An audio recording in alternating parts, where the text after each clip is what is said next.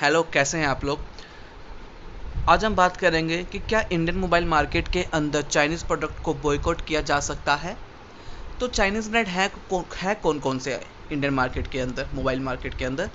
तो Oppo, Vivo, one plus, Realme और Xiaomi, या आप उसको एमआई कह लो, ये सारे चाइनीज़ ब्रांड हैं। Oppo, Vivo, one plus, Realme एक ही, ये एक्चुअली ब्रदर्स हैं जो कि बीबी के इलेक्ट्रॉनिक्स के अंडर आते हैं। कहने का मतलब ये है कि बीबी के इलेक्ट्रॉनिक्स एक कंपनी है जिसके under Oppo, Vivo, one plus, Realme आते हैं, जो कि डिफरेंट सेगमेंट, प्राइस सेगमेंट के लिए काम करते हैं। ओप्पो और वीवो का जो मेन हाईलाइट है वो कैमरे के लिए वर्क करता है, और जबकि वन प्लस प्रीमियम मोबाइल के लिए वर्क करता है और रियलमी बजट फ़ोन के लिए, और Xiaomi हर तरह के सेगमेंट के लिए फ़ोन निकालता रहता है। ये सारे के सारे चाइनीज़ ब्रांड हैं। इन्हीं ब्रांड्स ने इंडियन मोबाइल मार्केट में कम 80% तक कब्जा किया हुआ है। इन्हीं ब्रांड्स ने। जो अब हमारे पास नॉन चाइनीज़ ब्रांड कौन से हैं? सैमसंग है, असूस है, एलजी है। एलजी का तो भी कोई अता पता नहीं है, पर मैं आपको एलजी के बारे में बाद में बताऊंगा कि मैंने एलजी को इस वीडियो में क्यों यूज़ किया है, नाम का क्यों यूज़ किया। तो तो क्या ये पॉसिबल है कि चाइनीज़ ब्रांड्स को, चाइनीज़ प्रोडक्ट को बॉयकॉट किया जा सके इंडियन मोबाइल मार्केट के अंदर? तो एक्चुअली कारण क्या है? वैसे पॉसिबल है, इम्पॉसिबल नहीं है, पॉसिबल है, पर लेकिन थोड़ा टाइम लगेगा इसमें। क्यों लगेगा टाइम? अब खुद सोचिए, चाइनीज़ फ़ोन क्यों बिकते हैं। सिंपल सा रीज़न है, ये कम प्राइस में बेटर क्वालिटी, बेटर फीचर्स वाले फ़ोन देते हैं, इसलिए चाइनीज़ फ़ोन आज हमारी इंडियन मोबाइल मार्केट पे कब्जा करके बैठे हुए हैं। यही कारण है। इसी वजह से लोग चाइनीज़ फ़ोन की ओर ज़्यादा जाते हैं।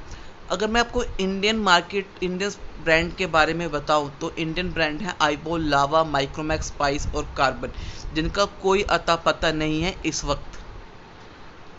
इस मार्केट में इन ब्रांड्स का कोई अता पता नहीं है। कोई इनका फ़ोन लॉन्च हो रहा है कि नहीं हो रहा है, ये कर भी रहे हैं, ये भी किसी को नहीं पता है। तो अगर अगर आपको 15,000 का फ़ोन लेना है, 15,000 तक का, तो आप कौन सा फ़ोन लोगे?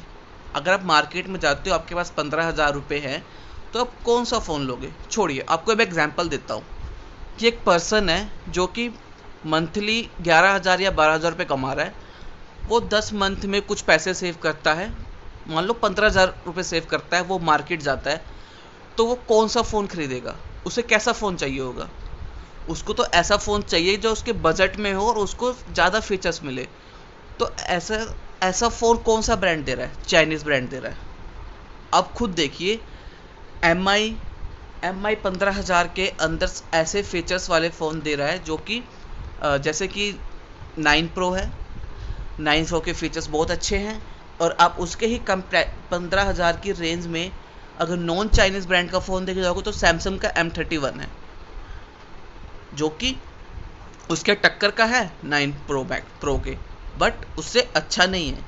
सैमसंग ने भी अभी ही बजट फ़ोन निकालना स्टार्ट किया, नहीं तो इसके लिए भी आपको सैमसंग के भी अच्छे फ़ोन लेने के लिए आपको पहले ज़्यादा पे करना पड़ता था।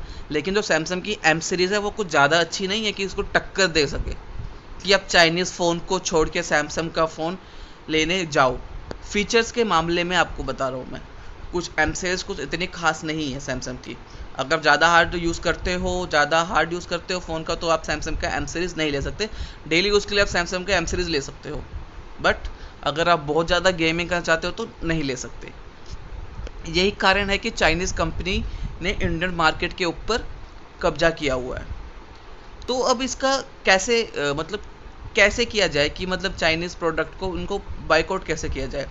सिंपल सा सवाल है, जब तक इनके टक्कर के कोई और फ़ोन, कहने का मतलब है कि जिस प्राइस सेगमेंट पे ये निकाल रहे हैं फ़ोन, उसी प्राइस सेगमेंट पे इंडियन मार्केट या फिर कोई नॉन चाइनीज़ ब्रांड अपना फ़ोन लेके आए बेटर फीचर्स के साथ, तो ये पॉसिबल है।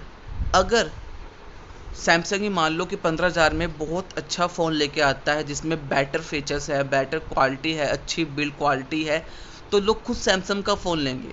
एम सीरीज़ जो कि एम सीरीज़ कर रही है, थोड़ा बहुत तो एम सीरीज़ काम कर ही रही है, लोगों ने एम सीरीज़ फ़ोन लिए हैं। बट अगर और जैसे सैमसंग, LG, एसूस ये सब अपने फ़ोन लेके आए कम प्राइस में, लो सेगमेंट में, बजट फ़ोन में, बेटर फीचर्स के साथ, तो चाइनीज़ कंपनीज के लोग फ़ोन खुद ही लेना बंद कर देंगे। ठीक है, तो ये बात है। अब मैं आपको बताता हूँ कि कंपनीज क्या कर रही हैं।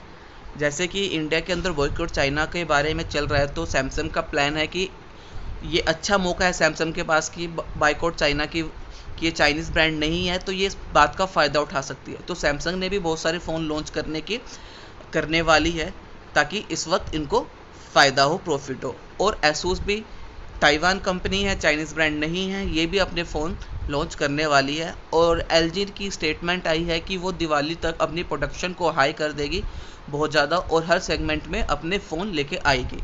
इसलिए मैंने कहा था कि मैंने LG का नाम इस वीडियो में क्यों लिया है, क्योंकि LG का पहले तक कोई अता पता नहीं था मार्केट में, पर LG अब कमबैक करने वाली है। तो सिंपल सी बात है, जब तक इंडियन मार्केट के अंदर इनके टक्कर के, चाइनीज़ फ़ोन के टक्कर के मोबाइल्स नहीं आते, तब तक बॉयकॉट करना मुश्किल है। इम्पॉसिबल नहीं है, मुश्किल है। तो ये बात है। जब तक, तो मुझे ऐसा लगता है कि ये होने में चाइनीज़ मोबाइल ब्रांड को, फ़ोन को बॉयकॉट होने में कम से कम 2 साल लग जाएंगे, क्योंकि इस वक्त 80% कैप्चर किया हुआ है चाइनीज़ ब्रांड ने। तो इनको थोड़ा थोड़ा धीरे धीरे करके ही कम होंगे। जब तक धीरे धीरे फ़ोन आएंगे, लोग उसको दूसरे फ़ोन जो अच्छे आएंगे, लोग उनको लेना स्टार्ट करेंगे। तो अभी तो जो चाइनीज़ ब्रांड्स हैं, इन लोगों ने मोबाइल छोड़ के पावर बैंक, एयरफोन, वायरलेस, हर चीज, टीवी के ब्रांड में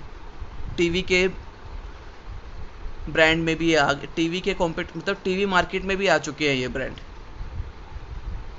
तो चाइनीज़ प्रोडक्ट को बॉयकॉट करना बहुत ज़रूरी है, क्योंकि आप चाइनीज़ पॉलिसी जाते हैं, इन ब्रांड की जो सिक्योरिटी है वो सिक्योर नहीं है। जब भी अगर चाइनीज़ गवर्नमेंट इनसे डाटा मांगेगी, तो ये चुपचाप डाटा चाइनीज़ गवर्नमेंट को दे देंगे, चाहे ये लोग जितना मर्जी प्रॉमिस कर लें। पोको के भी स्टेटमेंट आई थी कि पोको का M2 Pro लॉन्च हुआ है, जिसमें कि ऐप्स है वो जो इंडियन गवर्नमेंट ने बैन कर दिए हैं, वो ऐप्स भी हैं उसके अंदर। तो पोको ने स्टेटमेंट दी है कि हम इसको इम्प्रूव कर देंगे, ठीक कर देंगे, और हम अपने डाटा को सिक्योर रखते हैं। बट ऐसा नहीं है। चाइनीज़ गवर्नमेंट का एक लॉ है कि अगर चाइनीज़ गवर्नमेंट चाइनीज़ कंपनी से कोई भी डाटा मांगती है, तो वो मना नहीं कर सकते। तो चाइनीज़ ब्रांड सिक्योर नहीं है, सिंपल सी बात है। हाँ, आप बोलेंगे कि मैंने एप्पल के बारे में बात नहीं की। एप्पल के बारे में इसलिए बात नहीं क्योंकि एप्पल का जो फ़ोन है वो हाई प्राइस का होता है। तो मैं यहाँ पर आपको हाई प्राइस का जिसको फ़ोन लेना है, वो सीधा एप्पल या सैमसंग में ही जाता है। मुझे नहीं लगता कि कोई जिसने महंगा फ़ोन लेना है इतना वो इसमें इन्वेस्ट करेगा, रियलमी, श्योमी में या ओप्पो, वीवो में कोई इन्वेस्ट करेगा जिसने 50,000 से ऊपर का फ़ोन लेना है। तो सिंपल सी बात है, बॉयकॉट करने का सिंपल तरीका है, मतलब सिंपल सी बात है, जब तक मार्केट में इनके प्राइस लेवल पर अच्छे प्राइस पे बेटर फीचर वाले और फ़ोन्स नहीं आते, तब तक चाइनीज़ फ़ोन्स को बॉयकॉट करना इजी नहीं है। बस वीडियो में इतना ही, ये मेरा ओपिनियन था। बाकी आप चैनल को सब्सक्राइब कर लें। अगर आप कुछ एडवाइस देना चाहते हैं तो प्लीज़ कमेंट में बताएं, और मैं नेक्स्ट वीडियो किस पे बनाऊं, आप उसके बारे में भी कमेंट में बता सकते हैं। Thank you.